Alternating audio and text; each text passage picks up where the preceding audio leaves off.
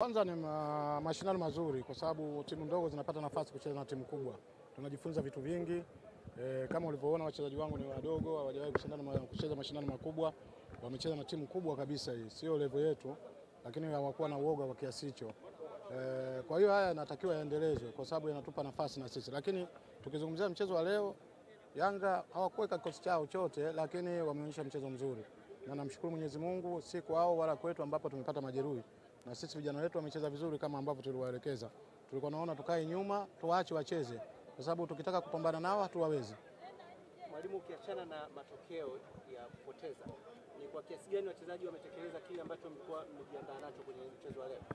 Wametekeleza kwa 80%. Unajua kwenye mpira huwezi kutekeleza kwa 100%. Kwa 80%, kwanza fitness yao umeiona ni nzuri. Kwa sababu kama tusingekuwa fiti pamoja na kwamba kukaa nyuma bado wangeweza kutufunga. Lakini la pili, mbinu ya ukabaji. Tungekuwa tunafanya makosa mengi wangetufunga kwa faulo.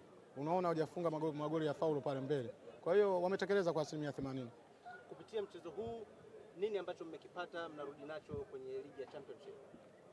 Ni kwamba sisi tuko kwenye nafasi mbaya kwenye Championship na niliingia katikati wakiwa nafasi ya 8 na kadiri ninavyo struggle, lakini bado wale walioko juu yangu na wao wanashinda, lakini kwa sababu nina michezo 5 nyumbani na nina pointi 40 na matumaini naweza nikasogea nikaingia kwenye playoff. Mimi ni mwandishi wa habari, mimi ni coach.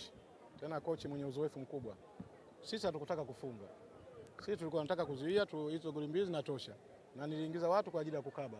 Kwa hiyo wewe ulikuwa unafikiria tucheze tushinde. Unashindaje pale? Unashindaje mbele ya Yanga? Si ulikuwa unaona? Kwa sababu nafasi 3 tulipata, kama angekuwa wachezaji wa komavu wangefunga zote kipindi cha kwanza.